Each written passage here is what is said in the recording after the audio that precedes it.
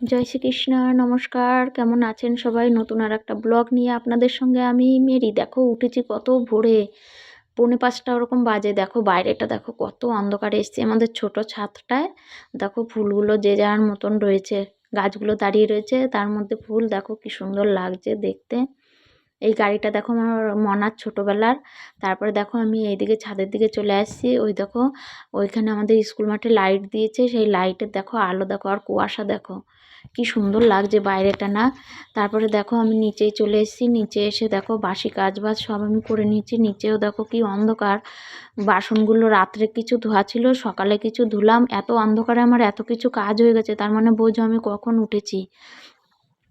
আজকে যেহেতু বৃহস্পতিবার, ওই জন্য কাজটা একটু বেশি। উঠে আমি এই দেখো গেটের দুয়ারেও আমার গোবর দেওয়া হয়ে গেছে। দেখো আমি কি সুন্দর করে গোবর দিয়েছি, দেখেছো? এই দেখো, অনেকে তো গোবর ধরতে চায় না, কিন্তু আমাদের ধরতে হয়, কি করব বলো। দেখো আমি কি সুন্দর করে গোবর দিয়েছি, দেখেছো? রাস্তাটা কতটা জুড়ে গোবর দিয়েছি, দেখেছো? গরুগুলো এখনও বের করেনি, বাড়িতে কেউই ওঠেনি, পাড়ায়ও ওঠেনি, আমি একাই। তারপরে দেখো স্নান সেরে আমি চলে এসেছি এইবার আলপনা দিতে। যেহেতু আজকে বৃহস্পতিবার, অতএব আলপনা তো দিতেই হবে। লক্ষ্মীর পাড়া মা লক্ষ্মী যদি কৃপা করে আমার গৃহে ঢোকে, ওই জন্য মা লক্ষ্মীর চাপটা আমি দিয়ে রাখছি। তারপরে দেখো আলপনাগুলো দিয়ে ওইদিকে মা রান্না করছে, মানিক ডিউটিতে যাবে, মানিককে খেতে দেবে। আমি এইদিকে সকালবেলা আমি এই ঠাকুর ঘরে এইদিকে করি, আর মা এইদিকে মানিকের খাবার দাবার করে জোগাড় করে। যেদিনকে মানিক বাড়ি থাকে না সেদিনকে তাড়াতাড়ি রান্না হয় না, সেদিনকে একটু দেরি করেই রান্নাটা হয়।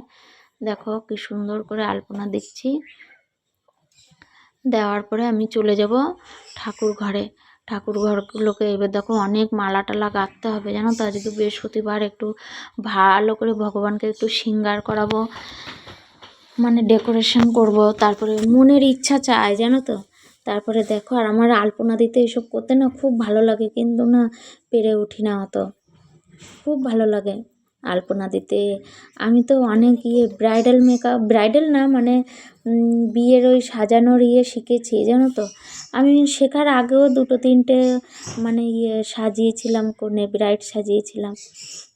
আমার খুব ভালো লাগে এইসব করতে, এই আলপনা দিতে, তারপরে কনে সাজাতে, খুব ভালো লাগে মেকআপ করতে। তারপরে দেখো আমি আলপনা দিচ্ছি। কেমন হবে জানি না, আমার কাছে তো ভালোই লাগছে। সকালে আরও ভালো লাগবে, আর এই সকাল হবে দেখবে কেন মুছেই যাবে আলপনাগুলো।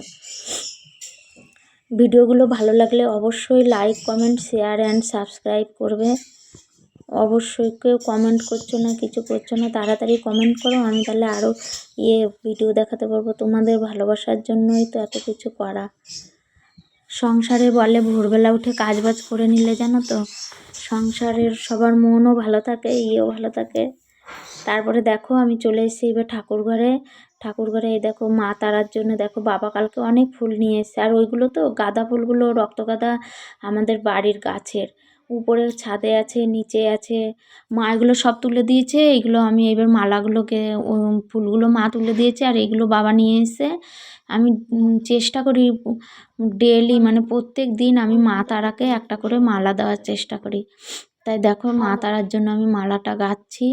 একটা আমাদের আলেখ্য চিত্রপট আছে, সেটাতে আমি মালা দিই। আজকে মা লক্ষ্মীর জন্য একটু মালা কাটতে হবে, আজকে যেহেতু বৃহস্পতিবার। দেখো আমের পল্লব টল্লব সব নিয়ে এসছে বাবা। তারপরে দেখো আমার মালাটা কমপ্লিট হয়ে গেছে।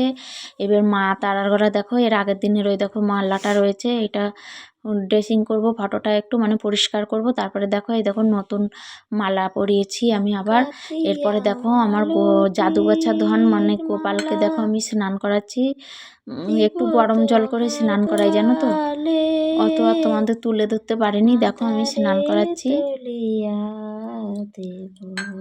ঠান্ডা লাগছে গপু।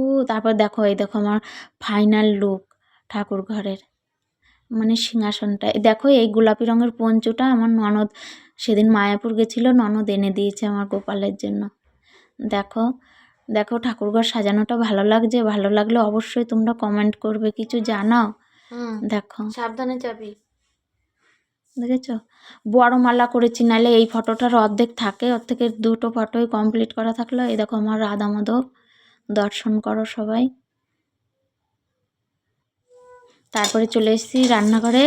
এবার একটু চা করে দিই। তারপরে ভিডিওগুলো ভালো লাগলে অবশ্যই like comment share and subscribe করবে। এখন তাহলে রাখি, পরে দুপুরবেলা আবার একটা নতুন ব্লগ নিয়ে আসবো আপনাদের কাছে। অবশ্যই like comment share and subscribe করবেন। টাটা, এখন তাহলে রাখি। জয় শ্রীকৃষ্ণ।